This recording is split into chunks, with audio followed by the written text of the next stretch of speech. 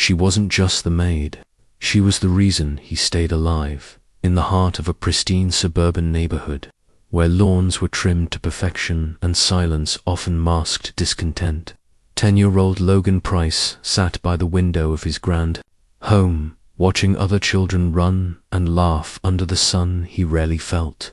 His legs, twisted and unmoving from a degenerative nerve condition, were propped up on a blanket-covered cushion, a quiet reminder of all he couldn't do. Inside the house, Maya Thompson moved through the kitchen with gentle urgency, humming a lullaby from her childhood as she stirred a pot of stew. Logan's favorite, a rich, savory dish she made every Friday without fail. Though she was paid to clean and serve, Maya had long since stepped into a deeper role. She didn't just feed the boy, she nourished him in ways his own parents had long forgotten how to do. Jeff and Cynthia Price were names that echoed in society, pages and gala invitations, but never in their son's day-to-day life. Cynthia flitted from charity functions to spa weekends, always dressed impeccably, always distracted. Jeff worked endless hours at a law firm downtown, calling home only to check on meetings or the stock market.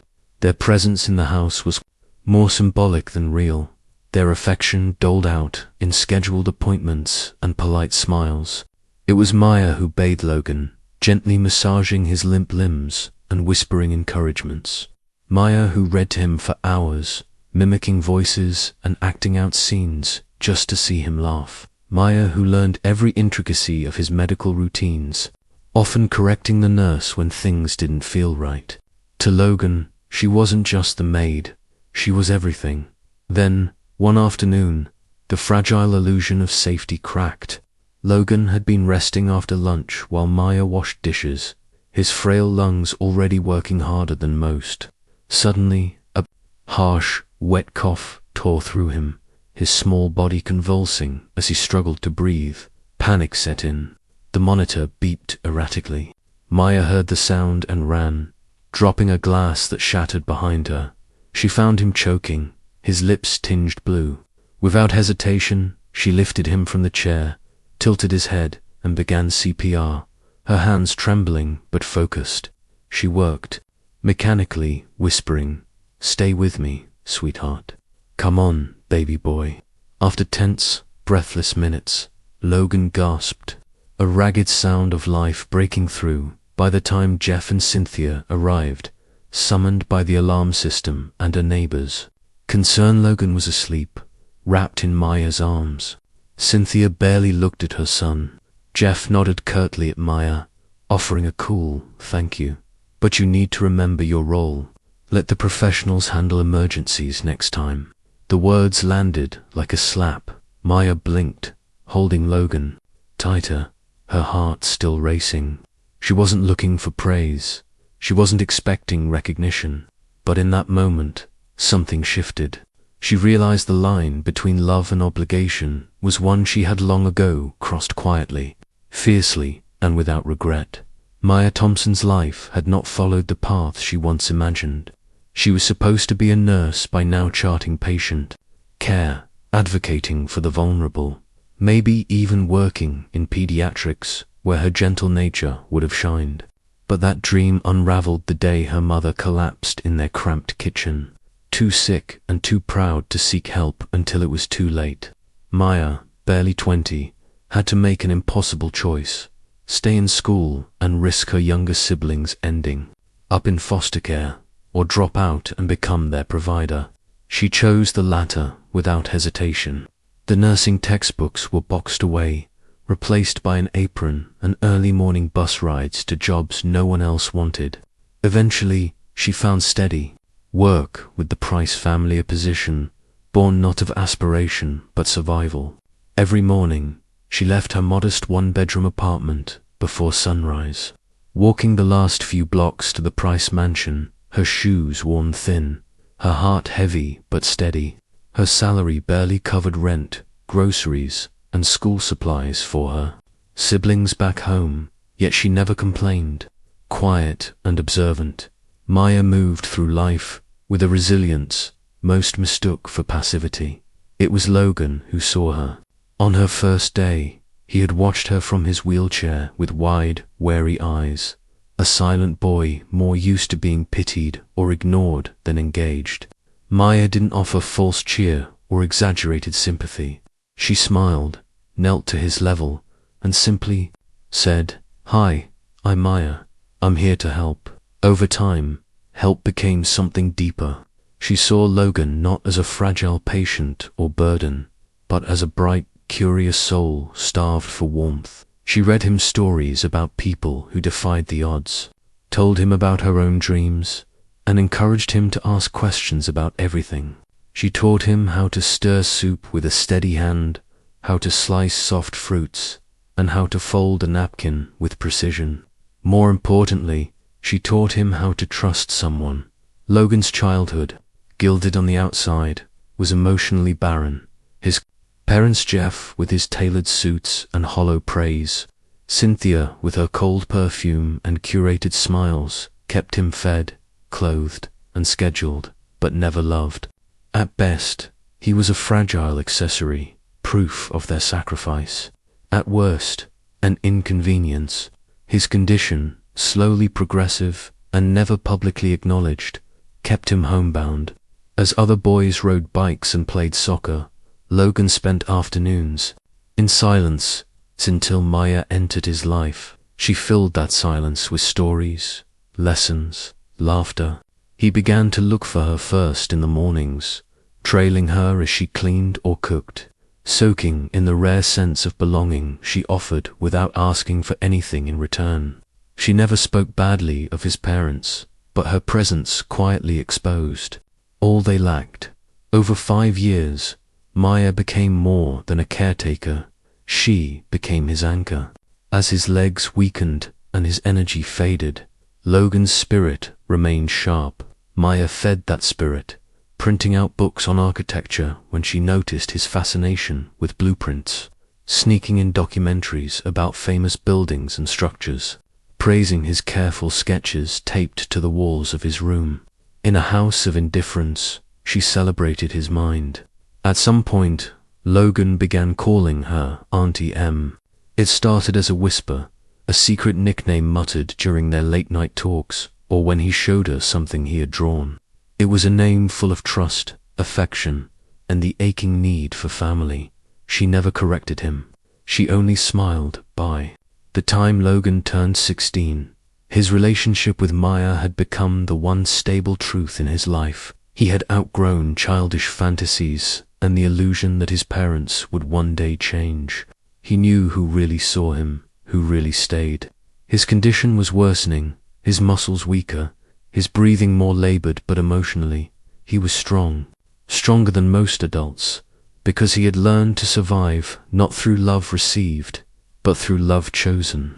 Maya's love was never announced, never praised, but it showed up every day, in the perfectly tied shoelaces he could no longer manage, in the soup she made from scratch when he couldn't eat solid food, in the way she sat by his bed even when her own legs ached from standing all day. But nothing stays still forever. One autumn morning, the air in the house felt different. Cynthia had returned from a charity trip in Europe, distracted and dismissive as usual. Jeff was taking more business calls at home, frowning more often, speaking in hushed tones. Maya felt the tension before it was named, and Logan, sharp-eyed and perceptive, noticed that Maya's hands trembled slightly when she buttoned his shirt. Something was shifting, something neither of them could yet name, but both of them felt coming like a storm. It happened on a Sunday quiet, warm, deceptively peaceful. Maya had taken Logan to a small community arts fair at the local park, just a few blocks from the Price home. It wasn't a grand event, just some food trucks, student musicians, and handmade crafts, but to Logan, it was a world away from the sterile halls of his house. She had asked him gently if he wanted to go, and when his eyes lit up with a hope he hadn't shown in months, she didn't think twice. Cynthia had always forbidden public outings, worried about appearances and judgment. What if someone sees him like that. She had once whispered, as if her own son were a blemish to be hidden. But Maya saw no shame in Logan's condition. She saw a young man craving connection, desperate to breathe real air, to laugh with real people. And so she wheeled him down the sidewalk, his thin scarf flapping in the breeze, his sketchpad tucked under his arm.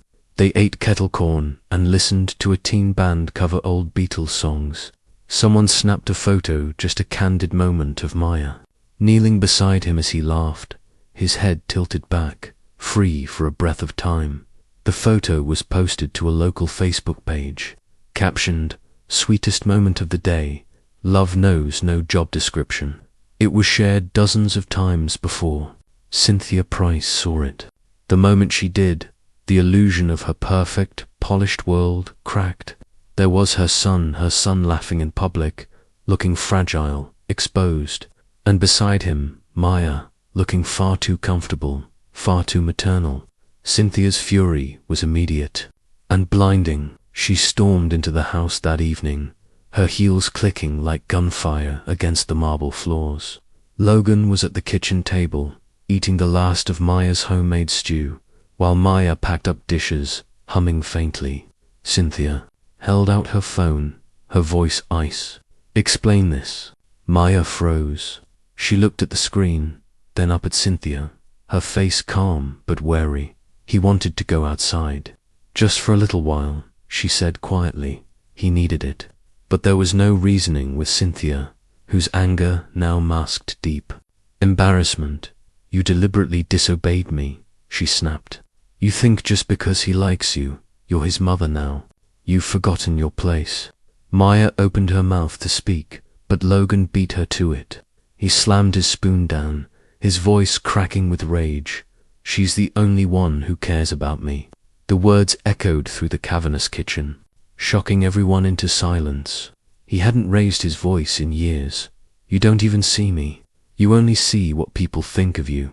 Jeff, standing in the doorway, said nothing.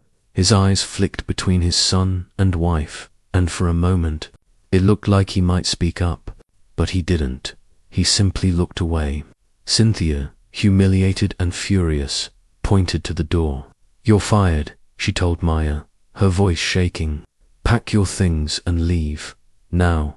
You'll receive no severance. You're lucky I don't.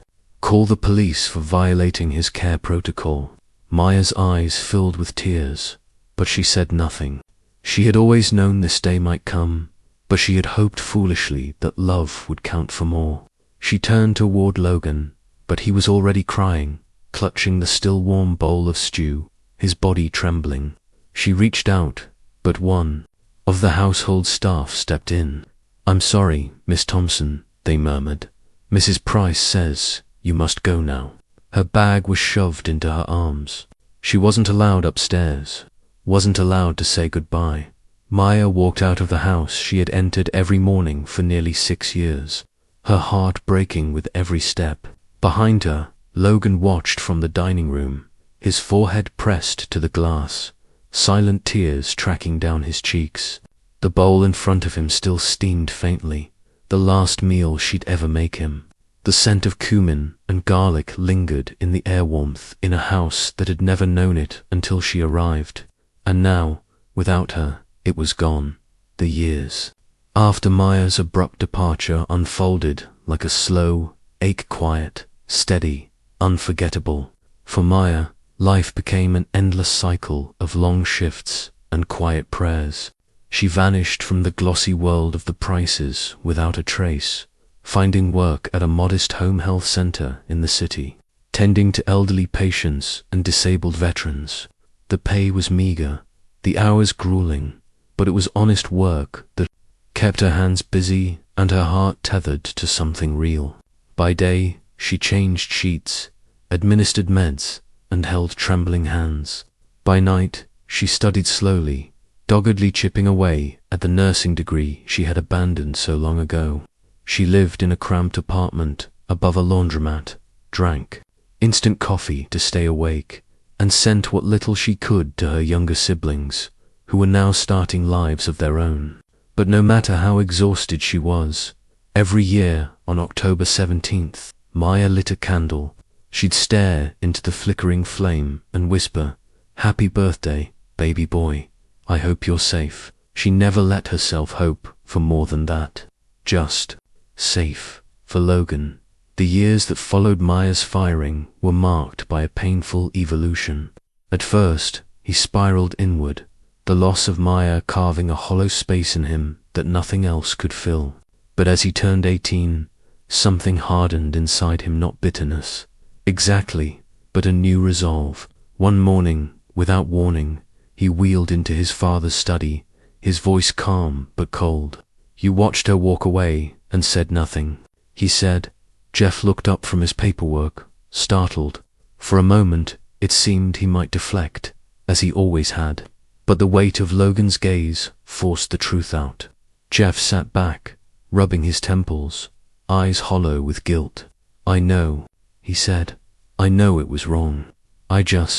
Keeping the peace with your mother always felt easier." The confession didn't bring relief. If anything, it cemented what Logan had always feared, that comfort had mattered more than love. Logan made his decision that same week. He contacted his lawyer and gained control of his trust fund account, fat with generational wealth that had never truly been his, never meant anything until now. He used part of it to move into a small, accessible apartment in the city, cutting off financial ties to his parents entirely. Cynthia didn't try to stop him. Jeff sent a letter he never opened. Logan didn't leave out of spite. He left to survive. The voice that guided him wasn't theirs, it was Maya's, echoing from the past like a song only he could hear. Build a life that means something. And so he did. He enrolled in architecture school, pouring himself into blueprints and models, fascinated by the way design could shape experience, how a building could either exclude or embrace. He wrote his thesis on inclusive spaces, challenging the cold, towering designs that had always made him feel small. His professors called him gifted. Clients began calling him brilliant. By the time he was 26, Logan had launched his own firm, Elevate Design Studio, known for seamlessly blending aesthetics and accessibility. His work was featured in magazines, his story in quiet whispers of admiration. But for all his success, for the speaking engagements, the awards, the praise, something still lingered beneath it all. A quiet ache, a name he never spoke aloud but never forgot. He tried searching for her once, typed Maya Thompson into every database he could find, but it was like she had vanished completely. No social media, no public records that matched. Eventually, he stopped trying, or at least, he told himself he had.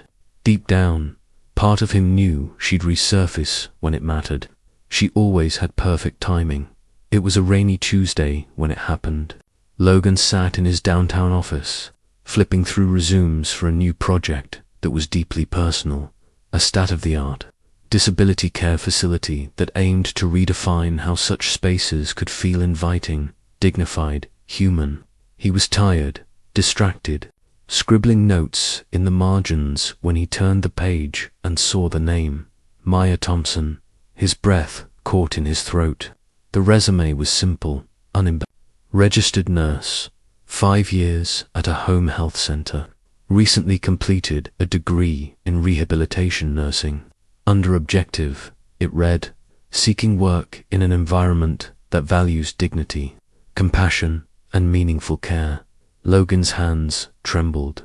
He stared at the page for a long time, barely able to breathe. Her handwriting wasn't there, but he could almost hear her voice in those lines, calm, steady, full of quiet conviction. The room around him blurred. It wasn't just a name. It was a lifeline reaching through time, offering something he hadn't dared hope for in years. After everything, after silence, separation, growth, pain, there she was. Not gone, not forgotten, not lost, just one page away. The elevator doors opened with a soft chime, and Maya stepped into the sleek, modern office space with hesitant steps. Her nursing shoes, though polished, felt out of place against the polished floors and glass walls. She clutched her worn leather bag tightly, eyes scanning the reception area with a mixture of awe and nerves. The email had been simple: an interview at Elevate Design Studio for a potential consulting role on a new disability care center. She hadn't applied directly for this one. Someone had forwarded her resume, apparently. Still, she needed the work, and something about the project had called to her. The receptionist offered her a kind smile and gestured toward a corner office with floor-to-ceiling windows. "He's waiting for you," she said. Maya nodded, smoothing her blouse, trying to calm the storm in her chest. She hadn't been in a place like this in years, didn't think she ever would be. As she pushed the door open, her breath caught at the sight of the young man standing behind the desk, tall, poised, sharp. He looked every bit the architect she'd read about in magazines. Logan Price, founder of Elevate. She didn't recognize him at first. Time had stretched his boyish features into something stronger, more defined. His wheelchair was barely visible behind the custom-built desk, designed of course for accessibility and grace. He didn't say anything right away, only watched her with a quiet intensity. Then he smiled, a soft, familiar smile. Auntie M, the nickname, spoken like a memory brought to life, shattered the years between them. Maya gasped, one hand flying to her mouth as tears welled instantly in her eyes. "Logan," her voice cracked. She took a step forward, disbelieving. Is it really you?" He nodded, already moving round the desk, his arms open as her tears spilled freely. "You cooked for me when no one cared," he said, voice low, thick with emotion. "You held my hand when I wanted to die. Now I want to build something with you." Maya's knees nearly gave out. She steadied herself against the desk, overwhelmed by the surreal collision of past and present. Logan gently guided her to a chair. Once she was seated, he reached into a folder and pulled out a set of architectural renderings, sweeping, vibrant, full of life. "We're designing a center for children with disabilities," he explained. "A place that doesn't feel like a hospital. A place where kids can heal and dream and be seen. But we don't want it to just be beautiful. We want it to be real, grounded, led by people who understand care from the inside." He looked at her, eyes shining. "I want you to lead the wellness team." Maya blinked through her tears, shaking her head. "Logan, I know. I mean, thank you, but I'm not qualified for something like this. I'm just a nurse. I didn't even finish my degree until a year ago." But Logan interrupted gently, firmly. "You're the most qualified person I know," he said. "You taught me how to live. You taught me that care isn't about a title or a degree. It's about presence and love. That's what this center needs." Maya broke then, not because of the offer, but because for so many years she had lived with the quiet ache of absence, convinced she had been forgotten, discarded like an old chapter in someone else's story. She had mourned the boy she lost, prayed he was safe, and now here he was, offering her not just a job, but purpose, redemption, a full circle return. She wept openly, her shoulders trembling as Logan reached out and took her hand in his. It was stronger now, but still familiar, still warm. When she could finally speak, her voice was thick with emotion. "All these years, I thought I was just a memory you let go of." Logan shook his head, eyes misting. "You were never just a memory. You were the reason I became who I am. I kept you with me in every sketch, every wall I designed to be wide enough for a chair, every room I made to feel like home." Then he pulled her into a hug, tight, sincere, unshakable. "I'm your boss now," he whispered, smiling through his tears, "but I'll always be your little boy." And in that moment, Maya knew she had come home. Maya accepted the offer with tears in her eyes and purpose in her heart. What began as a reunion soon blossomed into a powerful partnership. Two souls, once broken by silence, now creating something loud and lasting. Together, Logan and Maya built the model facility they had both once only dreamed of. It wasn't just a place for therapy or treatment, it was a sanctuary, a space with soft, sunlit housing units designed for dignity, inclusive playgrounds where wheelchairs didn't mean exclusion, and bright, open kitchens where children with disabilities learned to cook for themselves, just like Maya had taught Logan all those years ago. She worked closely with the children and their families, not as a nurse checking boxes, but as a leader, mentor, and quiet revolutionary writing what care could look like. When the center opened, the press came in, droves, eager to interview the brilliant young architect behind the groundbreaking design. But Logan, poised in his sharp suit, never once let the spotlight linger on him alone. "This exists," he told one reporter, "because a maid saw me when no one else did. She didn't just care for me, she believed I mattered when no one else acted like I did. That belief saved my life." He said it again on stages, in panels, in award ceremonies where golden statues were pressed into his hands. Every time they called him a visionary, he redirected the praise back to Maya. She was the real architect, he'd say, of everything that mattered. For the first time in her life, Maya lived without fear or instability. She moved into a bright apartment not far from the center, decorated with art from the kids she worked with and framed sketches from Logan. She walked to work in the mornings with her head high, greeted by smiles and gratitude rather than commands and coldness. Her siblings, now thriving adults, visited often, proud of the woman who had once sacrificed everything for them. Maya still lit a candle every October, but now it was in celebration, not sorrow. Years later, at a high-profile gala honoring the facility's national impact, Maya found herself standing near a table draped in gold linen, face to face with Jeff and Cynthia Price. They hadn't changed much, still polished, still performative, their pride in Logan carefully curated for appearances. Cynthia air-kissed her cheek, her eyes glassy. "Maya," she said, as if they were old friends, "it's so lovely to see how far you've come." Jeff gave a stiff nod, as if acknowledging an inconvenient truth. Maya smiled gently, nodded politely, but said nothing. There was nothing left to prove, no need to rehash the past or correct their version of it. The truth stood tall behind her, in the towering center named after Logan, in the laughter of the children they helped every day, in Logan's unwavering loyalty. She didn't need their apology. She didn't need their approval. She had already won. The sun dipped low over the horizon, casting warm gold across the playground where laughter rang out like music. Maya sat on a bench near the edge, watching the children race across the rubber paths, some walking, some rolling, all of them free.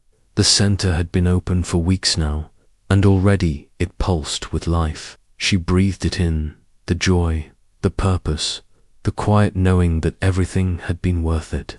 Logan appeared beside her, his presence as steady and comforting as ever. Without a word, he placed 2 steaming bowls on the bench between them, her old stew recipe, rich with cumin and memory.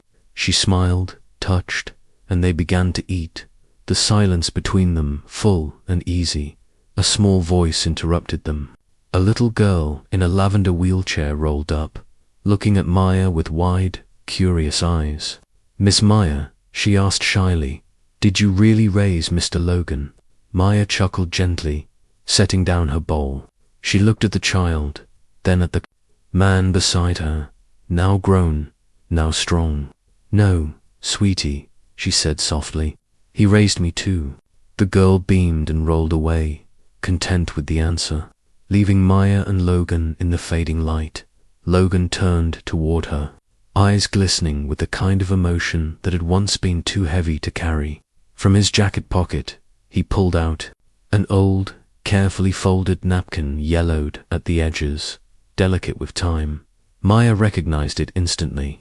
She used to tuck them into his lunchbox, tiny messages written in blue ink when he was too young to believe in himself. On this one, in her familiar handwriting, were the words, "You are not your illness, you are love." Her hand flew to her mouth as he gently placed it in her lap. She picked it up, clutched it to her chest, tears springing to her eyes.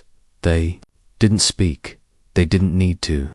They simply sat together as the sun melted into twilight, no longer maid and child, no longer the forgotten and the saved, but something deeper, something chosen, something whole, family.